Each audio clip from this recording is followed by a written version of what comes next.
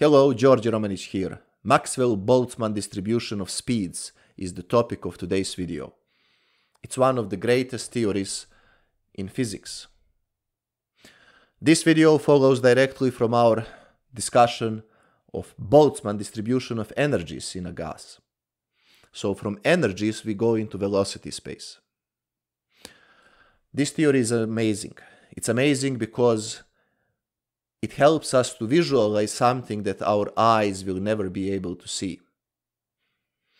Atoms in air and atmosphere are moving in any given direction. It's chaotic motion, random motion.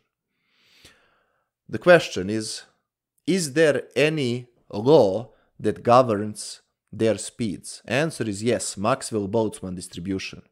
That's the distribution of speeds in a gas at a given temperature.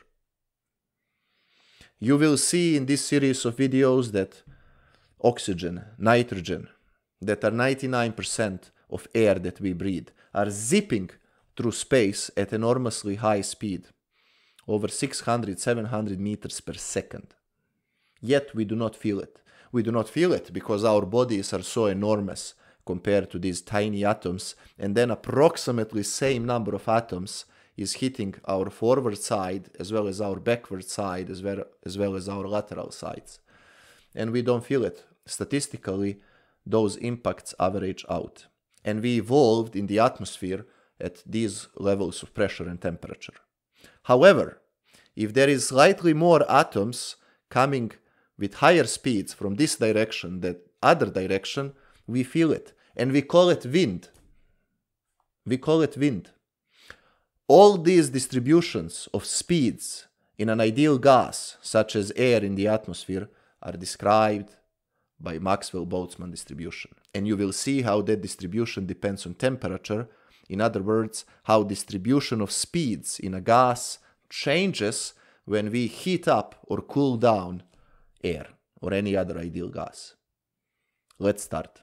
Our Boltzmann video showed that the probability Pi that any one atom will be found within energy level epsilon I is given as, of course, number of atoms in that energy level divided by the total number of atoms, but that process is modeled with Boltzmann distribution, that is e to negative epsilon I divided by kt, and in denominator we have sum over all states e to negative epsilon I kt, where epsilon I is that energy level of interest, k is Boltzmann constant, and T is absolute temperature in kelvins. We also said that this factor in denominator is constant because we are carrying out summation over all energy levels.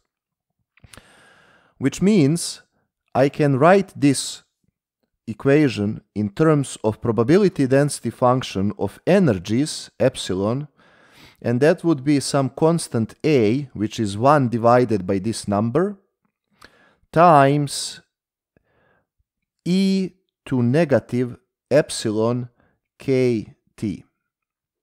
And this is also nothing new. We discussed this in our video on Boltzmann distribution. What is new in this video is to move from energy space to velocity space. And to do that, I will of course notice that energy, let's say in the x direction, and I'm talking about kinetic energy, is equal 1 over 2 m Vx squared, where m is mass of an atom. Now, plugging in this expression over here, we can get that the probability density function of speeds in the x direction is equal this constant A, e to negative m Vx squared divided by 2 kt. What we need to do now is to find the expression for this unknown constant A. And we do that by acknowledging that probabilities must sum to 1. In other words, we know from the basics of mathematical statistics and probability that integral of probability density function over all values that the variable can take, which is between negative infinity and positive infinity in our case, has to sum up to 1. That's called normalization of probabilities. Well, that further means that this integral of negative infinity to positive infinity of a e to negative mvx squared divided by 2kt dvx needs to be 1.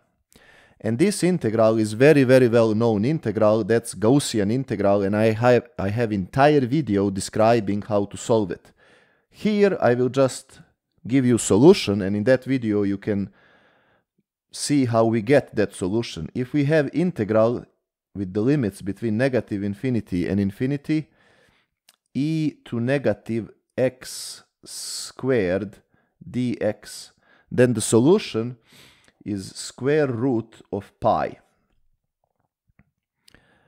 If we add a constant over here, let's call it alpha, then the solution is the same, square root of pi, but divided by alpha. So if we apply this to our integral here, you will notice that this alpha is m divided by 2kt, which means that a times the solution, which would be square root of 2kt times this pi divided by m, needs to be 1. Or it follows that a is equal square root m divided by 2kt pi. Now, plugging in this into our probability density function, we find that f of v of x is equal square root m divided by 2 pi kt e to negative mvx squared divided by 2kt. And this is the probability density function of speeds in one direction, one dimension. In this case, in the x direction. How does this function look like? Well, we will discuss that here. If I plot here the probability density function f of v of x, and here are my speeds in the x direction, then you can see that this is a Gaussian distribution, Gaussian function that is perfectly symmetric around the y-axis and might look something like that. If we are asked to find probability of speeds being between, let's say, these two values, where this is vx1 and this is vx2, then we have to take integral of this function with the limits between vx1 and vx2. And of course, that solution is the area over here.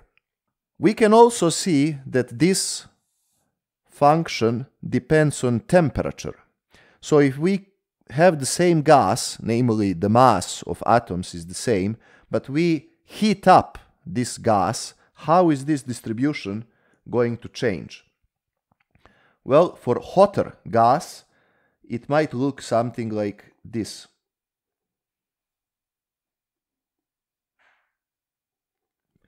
In other words, we lower down the peak of the probability density function, but we increase the likelihood of finding atoms at higher speeds.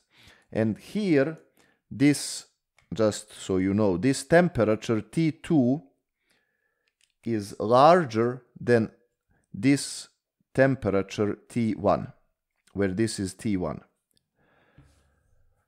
We can also see from this graph that speeds in the positive x direction are equally likely as speeds in the negative x direction. And that also, I believe, makes sense, Because if we show these particles over here schematically, we discussed in my video on temperature of a gas as well as video on the pressure of the gas that these particles are moving in any given direction chaotically, and some are moving fast, that's long vectors, some are moving slow, some are moving very slow, and so on. So if I define this to be my x direction and I project these vectors on the x direction, it is equally likely to have projection in the positive x direction as well as negative x direction, because motion is chaotic and the system is in thermal equilibrium. And we said there is no, therefore, preferred direction of motion. And that's what you also see on this graph, because positive v-axis are equally likely as negative v-axis. Of course, there is nothing special about x direction, so in principle I can generalize this to y direction, that would be into the page in this case, as well as vertical direction z, and then I will get that the probability density function of speeds in the y direction is equal square root m divided by 2 pi kt e to negative m, but now vy squared divided by 2 kt, and for good measure probability density function of speeds in the z direction is equal. Now I would like to discuss what happens if we have velocity vector, and let's call it v, instead of individual velocity components. Well, first of all, we know that this velocity vector will have components vx in the I direction plus vy in the j direction plus vz in the k direction, where I, j, and k are unit vectors along these principal components. And we also know that the intensity of this 3D vector, which I will call just v, is equal square root of vx squared plus vy squared plus vz squared. And now the first very important point to understand is that this quantity is always positive or equal to 0 if all three components are 0. This quantity cannot be negative, like what we had in the case of individual components, because even if the individual components are negative, when they get squared, they will become positive, and then square root keeps the positive sign. So if we are asked to find probability density function for speeds of 3D velocity vector, that will always be positive quantity, or in other words, we would be constrained to this quadrant of the probability density function plot. The second thing that is important to understand is that motion along x direction is independent of the motion along y direction, and that is independent from the motion along the z direction. So if we want to combine probability density function of these three velocity components, we are going to combine them by multiplying it, because probabilities of independent events multiply. That's also basics of mathematical statistics and probabilities. So now let us ask ourselves a question. What is the probability of finding a molecule within the interval of speeds dv, where v is intensity of this 3D vector? Well, that means this interval dv is made up of certain interval in the x direction, dvx, certain interval in the y direction, dvy, and certain interval in the z direction, dvz. And when I say direction, I mean speeds in these directions.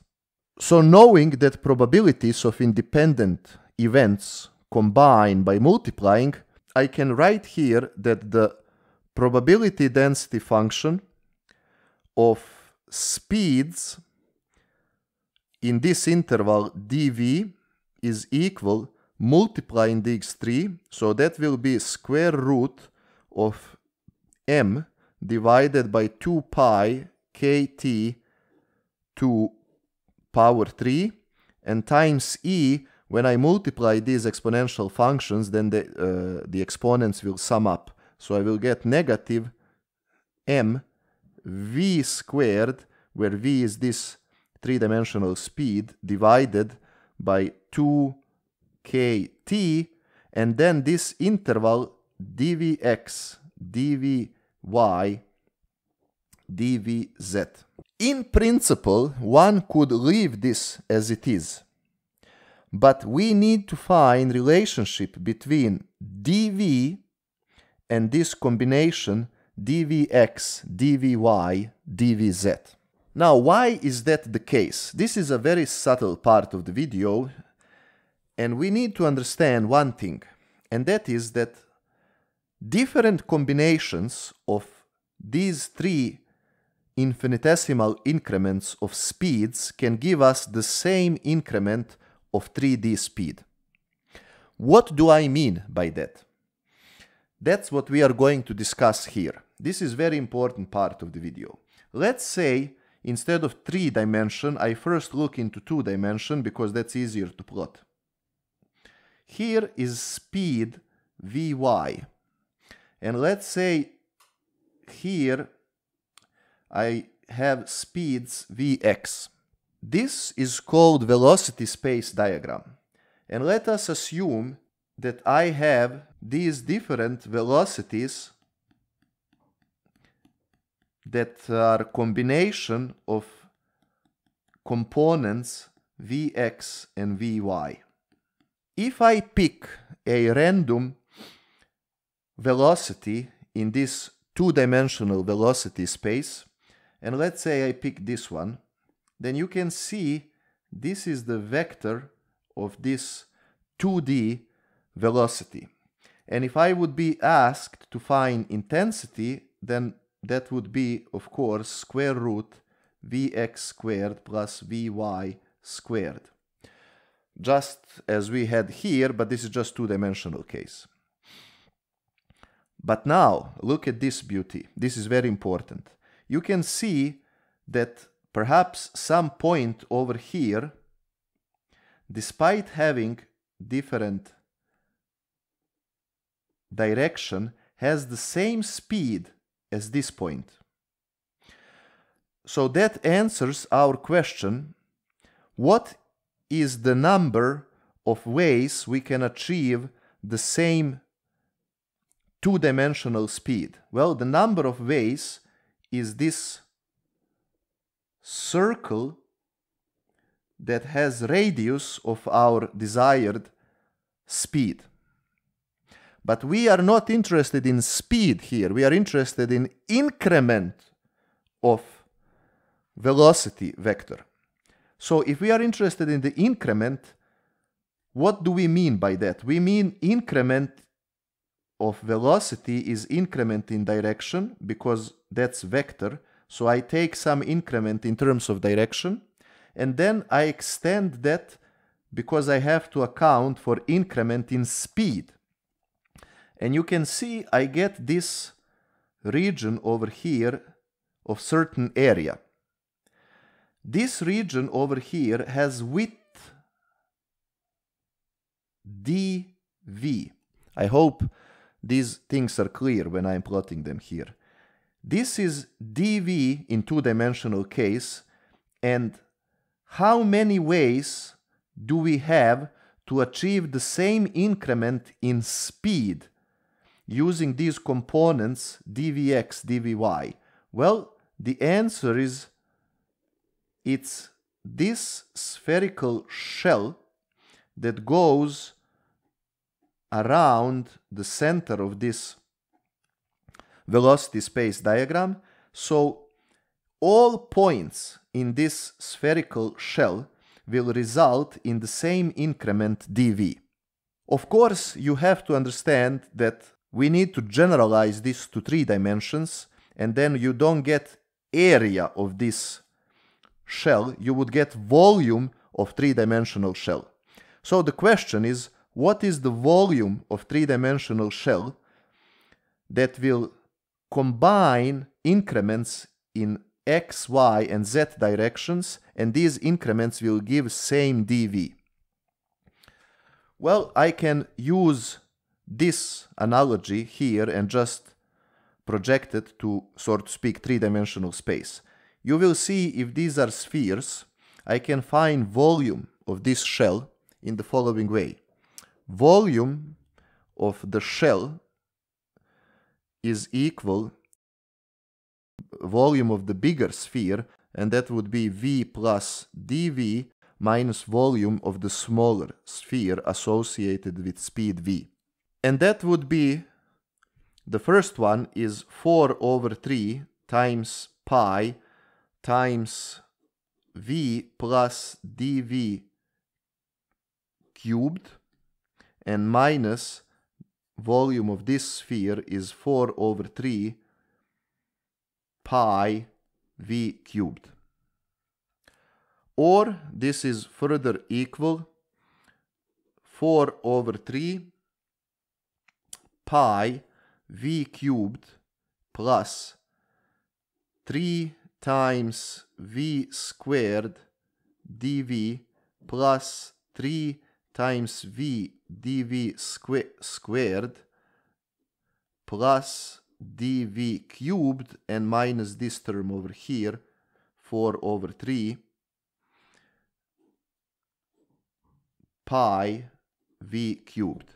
Notice that this term will cancel with this term after I multiply it here.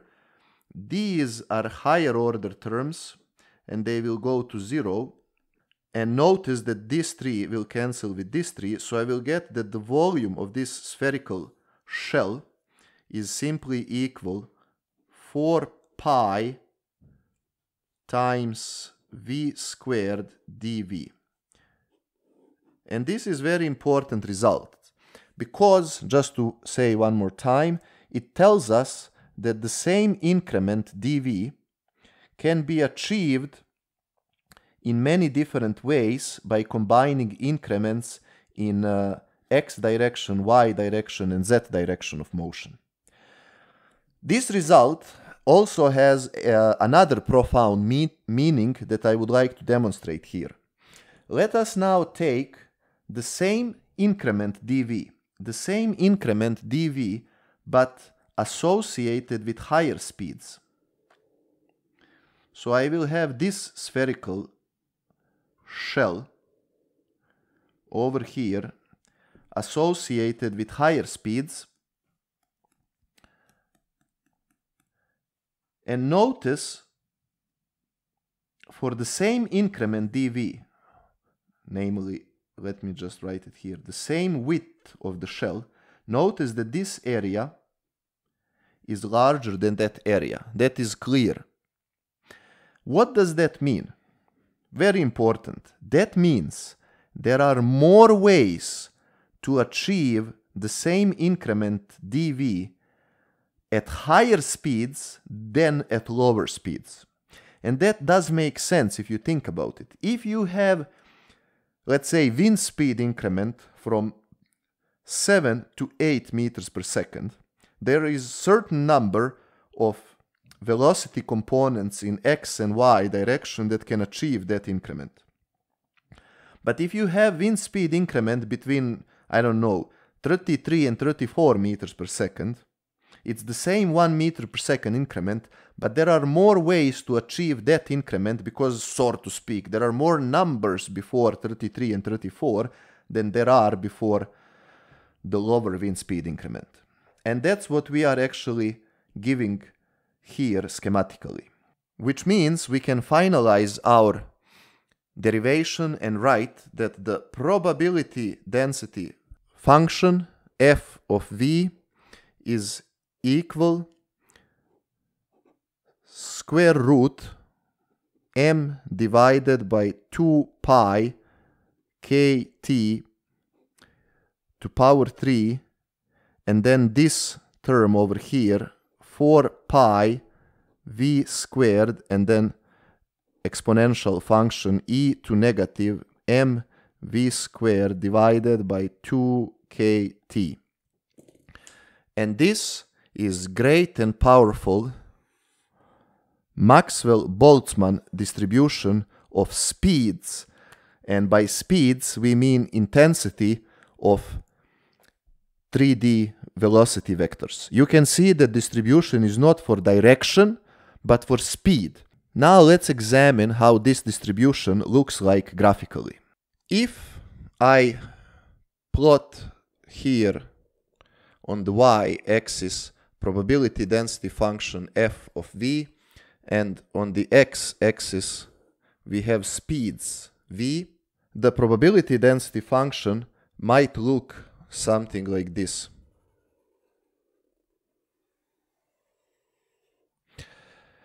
We can see that the function is skewed to the right, and the factor that is resulting in this skewness is this v squared, or 4 pi v squared, that we discussed now in details in the previous page. Skewed to the right means skewed towards higher speeds, and we saw why that is the case in the previous page. You will also notice that there is peak of this probability density function, and that peak is associated with the most probable VMP, most probable speed in the gas. Because distribution is skewed, notice that average, maybe this value, average speed will not be the same as the most probable speed. And this is something we will discuss in details in next videos. Of course, it would be nice to see how distribution looks like for higher temperature. If I say this is for temperature T1, how distribution looks like for temperature T2 that is larger than T1. In other words, we heat up this gas. Well, in that case, distribution will look maybe something like this.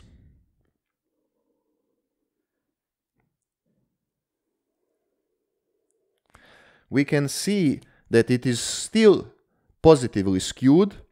The overall peak decreases and moves towards higher speeds. And if we are interested in an interval of speeds, let's say here, between V1 and V2, you will notice that probability of finding a speed in this interval is rather low for cold gas, but for this warm gas, probability increases for this much. And just for good measure, if we have even hotter gas, then the probability density function might look something like this. It's still skewed to the right. Of course, I'm exaggerating things here to be clear, but notice that there is yet even higher probability of finding molecule with high speeds. You will also notice that when we have cold gas, which is black curve, there is bigger discrepancy in probabilities of slow moving atoms and fast moving atoms. As we increase temperature of our gas, you will see that distribution becomes, so to speak, flatter. And that means there is smaller discrepancy in probabilities of slow moving atoms and fast moving atoms. In other words, when the gas is very hot, many atoms are moving very fast. When the gas is cold, only few, very few atoms are moving very fast. Let us now explore how good Maxwell-Boltzmann distribution is at fitting speeds of particles that are simulated in this online application that I'm showing now on my screen. Link is in the description, so you can follow up and explore this beautiful application on your own. Here we can change the number of particles that will be simulated in this left box. Let's start with 550 is fine, and on the right side we will see instantaneous distribution of speeds and how Maxwell-Boltzmann distribution fits that histogram, and we will also see time average. So if I start simulation, you can see we start with spike, And that's because initial distribution of these particles is such that they all have same speed, but they move in different direction. And you can see how speeds distribute themselves over time, that they pretty much perfectly fit Maxwell-Boltzmann distribution. If I pause this, you can see that in any given moment of time, the empirical distribution, what we would measure in that instance, can deviate from Maxwell-Boltzmann distribution. If we resume, we can see that even more in this case, and if I pick some other instance in time, you can see that there can be some deviation from Maxwell-Boltzmann distribution, but on average, the match is astonishing. Now let us go and decrease the number of particles to minimum, 100, and you will see it takes quite some time to achieve theoretical prediction of Maxwell-Boltzmann distribution. So let us now start this, and you can see that it takes quite some time for this spike to go down, and you can see even these two atoms here are still together. Now they are broken apart because all of them started with the same speed, different direction, and now it takes quite some time for them to redistribute speed in accordance to our theory. Why? Because there is only 100 particles, so it takes time for these 100 particles to redistribute speeds according to Maxwell-Boltzmann distribution. And of course, if we pause now, you can see quite significant deviation from theoretical prediction. Now if we clear this and we go to 1000 particles, you will see how this equilibrium is achieved much faster compared to 100 particles. Now I start this, and look, we are already, after just few seconds, at distribution that perfectly fits Maxwell-Boltzmann distribution. In any given instant in time, we can have deviations, but even these deviations are smaller compared to the case when we only had 100 particles. In our next videos, we will go into details of Maxwell-Boltzmann distribution, and we will calculate many of the properties of this distribution, such as mean speed, most probable speed, median speed, and so on and so on. We will also use this distribution to find mean free path, which is average distance any atom will travel before colliding with another atom, collision frequencies, and so on. Many beautiful phenomena to explore in front of us. This video serves to remind us how awesome air and the atmosphere really are. We don't think about it because we breathe air daily, every second we inhale air, and that's something that goes without saying. But if you really stop for a moment and think what is happening in the atmosphere around us, it's absolute beauty. There is this chaotic motion of air that is properly described with Maxwell-Boltzmann distribution.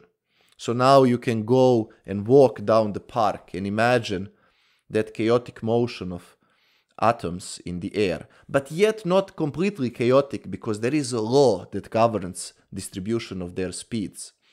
And you can now imagine how these speeds look like in one direction or one dimension, and how that distribution looks like if we combine all directions. And these distributions look different, as we just demonstrated. I do that all the time. I walk down the street and I just think about air around me and how awesome it is. It's something my eyes will never be able to see, but yet, thanks to beautiful physics and achievements of these great men before us, we can now imagine how things look like without ever seeing them. Until next video, goodbye.